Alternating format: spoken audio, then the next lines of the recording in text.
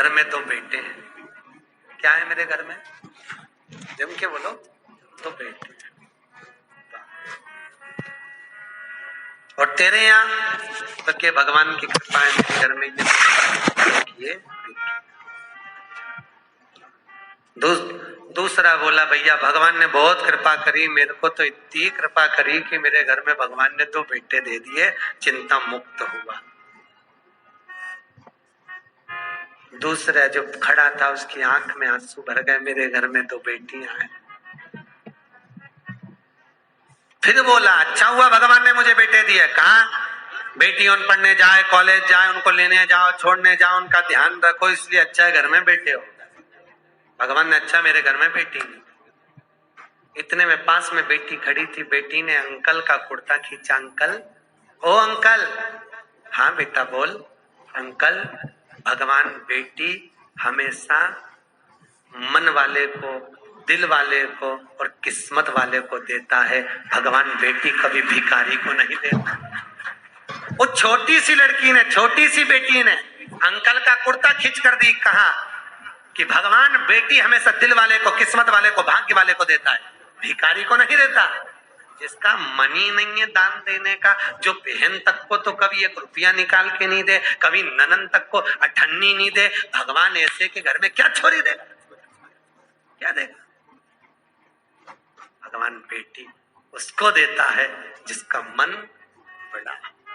बेटी आ रही है देव भाग्य से, और बेटी अपनी किस्मत।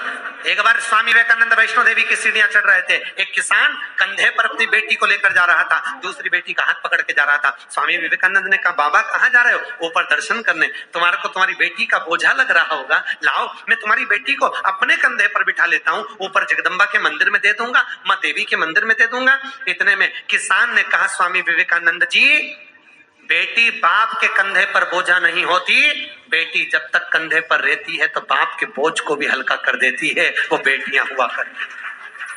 बेटी बाप पर बोझा नहीं है। जिस बाप को बेटी बोझा लगे वो बाप नहीं हो सकता। किस्मत वाले। एक बार बेटा अपने माँ बाप को दुखी देख लेगा, पर बेटी कभी अपने माँ बाप को दुखी नहीं देख सकती। थोड़ा सा भी दुख आता है ना तो बेटी कह देती मम्मी अगर तुम्हें यहाँ पर नहीं अच्छा लग रहा तो मेरे पास चलो, मेरे साथ रहना, मेरे पास में रहना, क्यों चिंता करती हो, चलो मेरे साथ में। बेटी होती है जब तक घर में रहती है ना, कल आप लोग सुनेंगे पार्वती जी की विदाई, जब तक घर में रहती है चहकती रहती है, और जिस दिन चली जाती है तो तुम भी उसका मुंह देखने के लिए तरस जाते हो। बेटियां होती ही ऐसी, बेटी का जीवन होता ही ऐसा।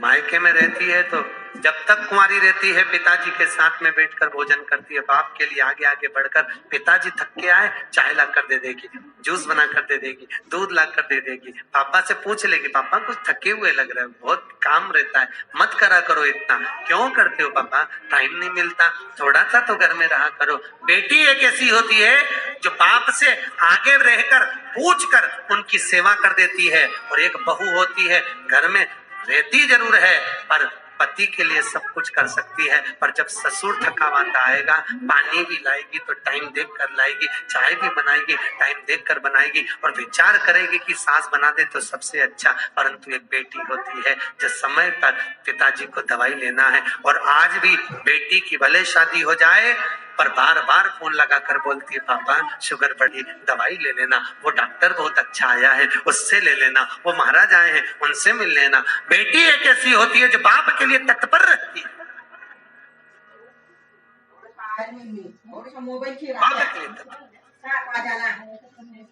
और पर गांव में जब बेटियां ब्याहती हैं, बहुत दूर गांव अगर बेटी को ब्याह दिया, बहुत दूर भेज दिया, तो बेटी भी तरस जाती है अपने माँ बाप से मिलने के लिए, परिवार से मिलने के लिए। और ऐसी कोई माँ नहीं जिसको मायके की याद नहीं आती हो। बूढ़ी से बूढ़ी को भी राखी पर, त्योहार पर, ऋषि पंचमी पर अपने मायके की याद आ जाती है, तो वो भी कह देती है तुम सब मायके चली जाओगी, घर में कोई तो रहे। एक काम करो, पाकिट में 4 राखी रख दो, थोड़ी सी कंकु चावल रख दो, मेरे वीरा के लिए, मेरे भाई के लिए भेज दो। भले मैं नहीं जा सकती पर राखी रख के भेज दो। और एक माँ होती है कि बेटी के घर में कोई ना जाए ना, और पूछ लेती है पड़ोसी से, ऐ संक्रांति का त्योहार है, पंचमी का त्योहार है, सावन आ रहा है, तू जा रहा है क्या उस गांव तक? हाँ जा रहा हूँ। क्यों, क्या बात है? मेरी बेटी के थोड़ा सामान दे देना। तुरंत रात को बेसन सेक के लड्डू बना लिए, डब्बा में रख दिए, एक साड़ी रख दी, 2 बिछुड़ी रख दी, चूड़ी रख दी, और बेटी को जो अच्छा लगता हो, अगर हैदराबाद के बिस्कुट, मिक्सचर, सेव जो अच्छा लगे वो बांध कर पैकेट में रख दिया और झोला बांध कर दे दिया, ये मेरी बेटी को दे देना। कहना बहुत याद आती है लाडो, कभी तो आ जाया कर। बेटी को आवाज लगाकर बाप, पड़ोसी काका जब आवाज लगाता लाडो, ओ लाडो, बेटी दौड़ कर आती है, मेरे पास वाले अंकल आए हैं। क्या बात है अंकल? ये तेरी माँ ने भेजा है बेटा, तेरे पापा ने ला कर दिया था, ले। बेटी अंदर ले जाती है, डब्बा खोलकर बेसन का लड्डू जब देखती है तो बेटी की आंख में भी आंसू भर आते हैं। माँ सब भूल जाते हैं पर तू नहीं भूल पाती है। बाहर निकल कर आकर कहती है अंकल मेरे पापा कैसे हैं? पापा की पूछी, माँ की नहीं। क्यों? क्योंकि बेटा माँ को प्रिय होता है और बेटी बाप को प्रिय होती है। बेटी बाप को स्नेह इतना करती है, आते से पूछती है मेरे पापा कैसे अंकल, और कैसे हैं, उनको कोई दुख तो नहीं है? बोलना, बहुत दिन हो जाते, इतनी दूर गांव पढ़ना है अंकल, इतनी दूर क्यों पढ़ना दिया? मेरे बाबुल को देखने के लिए तरस जाती हूँ, कभी मिल ही नहीं पाते। भैया भी नहीं आता, तीज त्योहार पर शहर में आता, काम करके निकल जाता, मेरे पास नहीं आता। क्यों? मैं उससे कुछ मांगती नहीं, मुझे कुछ नहीं चाहिए, 500 का नोट भी नहीं चाहिए, 1 रुपया नहीं चाहिए, साड़ी भी नहीं चाहिए, मैं आ नहीं सकती। घर आती हूँ तो मेरी भाभी को ऐसा लगता है कि ननद आ गई, खूब लेकर चली जाएगी। मैं कौन समझाए भाभी, मुझे किसी चीज की कमी नहीं है, मेरे माँ बाप जब तक जिंदा हैं मेरा आने का मन करता है, मुझे बुलाते क्यों नहीं हो? बेटी एक ऐसी होती है जो भाव से दौड़ कर आ जाती है। बेटी का दिल ही ऐसा। लोग कहते हैं बेटी की विदाई में सबसे ज्यादा मार हुई। शिव महापुराण में लिखा है कि बेटी की विदाई में सबसे ज्यादा हिमालय राज रोया, पत्थर भी रोया था पार्वती की विदाई में, पत्थर की भी आंख से आंसू निकल गए, हिमालय राज भी रो पड़ा। जानकी जी विदा हुई तो दशरथ जी रो, जनक जी रो पड़े। बेटी की विदाई में जितनी माँ नहीं रोती उससे ज्यादा बाप रोता है। वो भी कह देता है इसको जो अच्छा लगे ना इसकी विदाई में दे दे, अच्छी अच्छी साड़ी दे दे, अटैची दे दे, देख ले जो चीज की कमी हो ना वो दे दे। पर आगे आकर कभी भी बाप रोता हुआ नहीं दिखता। दरवाजे के पीछे बेटी जब विदा होती है पीछे खड़ा हो जाता है, जा रही है, मैं कैसे विदा करूंगा इसको, इसको आगे से आगे कॉलेज ले जाना, स्कूल ले जाना, दुकान बंद कर करके चले जाता, ट्यूशन छोड़ कर आता। आज वही बेटी चली जाए, कहाँ देखने को मिलता। बेटी का जीवन बड़ा विचित्र है। जितने दिन घर में रहे साहब बहुत खुश हुई है, इसके आने से खुशी आई है। बेटियां आ गई, घर में आनंद आ गया। ननंद और बेटियां नहीं आए तो शादी का आनंद भी नहीं आता। इनके आने से कुछ नहीं दे पर आ जाए। क्या मांग रही है तुमसे? नहीं तो एक जायदाद के हिस्सेदार ये भी है, जिस दिन खड़ी हो गई ना अदालत में पसीने छुड़वा देगी, पूरे फ्लैट का हिस्सा लेकर जाएगी। कम नहीं, बेटियां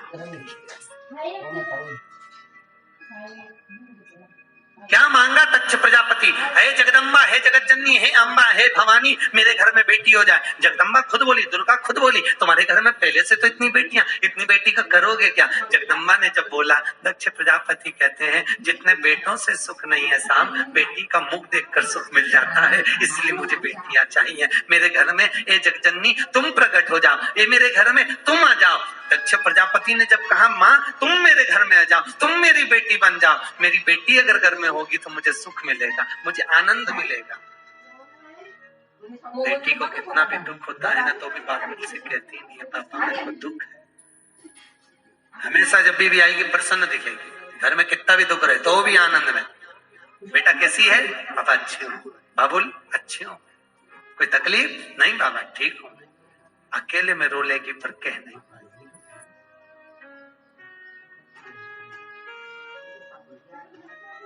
प्रेम रखिए, जितना रख सकते हो स्नेह रखिए।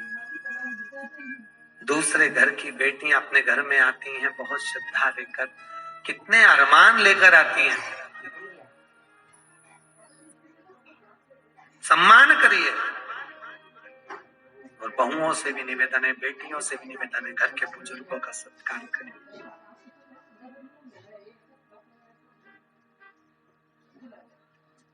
धन से नमन मत करो।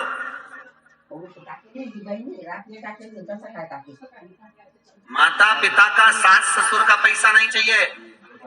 पैसा अगर मिल भी गया, हिस्सा जायदाद का मिल भी गया तो चोर चुरा कर ले जाएंगे, वापिस रोड पर आ जाओ। टैक्स का छापा पड़ गया, सब चले गया, कुछ नहीं बचा। माता पिता का जायदाद हिस्सा नहीं चाहिए। माता पिता की सेवा कर लो, उनका आशीर्वाद चाहिए। जायदाद का हिस्सा तो कब बर्बाद हो जाएगा मालूम नहीं पड़ेगा, पर अगर आशीर्वाद मिल गया तो जीवन सार्थक हो जाएगा। हिस्से की